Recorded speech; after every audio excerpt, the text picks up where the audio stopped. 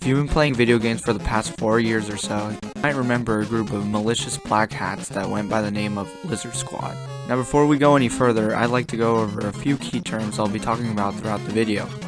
Cyberspace is essentially the interconnected networks around the whole world. Cybersecurity is essentially the level of protection you have against any sort of cyber attack. A white hat hacker is essentially a good guy hacker, an ethically right hacker that defends against cyber attacks.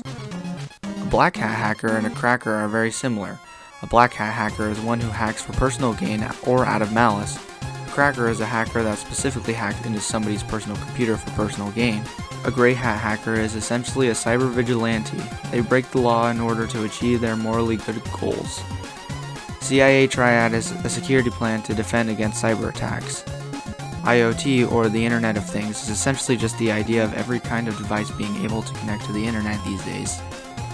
What or who was the Lizard Squad? Why were they so interested in causing so much chaos in the gaming community? Were they just some crazy adults that thought video games were a menace to society? No, they weren't interested in having ideals. They only had one statement they stood by. Some lizards just want to see the world burn. In 2014, this group of hackers came together to form a cyber terrorist group that threatened all of cyberspace. The squad would go on a hacking rampage for the second half of 2014, primarily targeting video game services. Nobody was safe from the Lizard Squad. I was in 7th grade when the Lizard Squad was at large. I distinctly remember gaming news outlets like The Know and Drama Alert reporting on their various attacks. One phrase always popped up when they were discussed: DDoS. I knew that DDoSing was a form of hitting people offline by sending too much info and requests to someone's router, but the Lizard Squad were doing this on a much grander scale by DDoSing huge corporations.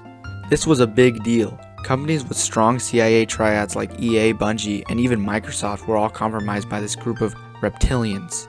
Lizard Squad orchestrated 5 attacks leading up to their big Christmas hack. These 5 attacks consisted of DDoS attacks on League of Legends, Destiny, Xbox Live, PSN, and even shutting down all of the internet in North Korea for a few hours. It didn't matter how much you'd invest into cybersecurity, Lizard Squad were now shutting down whole countries. Then came the Christmas attack. On December 25th, 2014, PSN and Xbox Live were hit offline for all of Christmas Day. This meant all the kids who just received their new games weren't able to play them, as the IoT made it so you'd have to be connected to the internet to play a new game. The Lizard Squad turned into the Grinch Squad. The attack continued until the early hours of the next day. White hat hackers and an internet entrepreneur by the name of Kim.com had managed to fend off the modern-day Grinches. After this attack, the Lizard Squad garnered a lot of attention that would be their downfall. Finest Squad, a group of gray hat hackers who assisted in fighting back Lizard Squad, managed to discover the identities of all remaining Lizard Squad members. Finest Squad proceeded to post every single member's full name, address, and phone number onto their website with a message saying, "The whole purpose of posting this is so that law enforcement can use this to bring justice. On our behalf, we would like to apologize to those who had to experience the misfortune of being harassed by these kids. Criminals never win. Finest Squad will always find a way to take you down and take legal action." Thus ends the tale of Lizard Squad. Today, all members are behind bars or have served their jail sentences.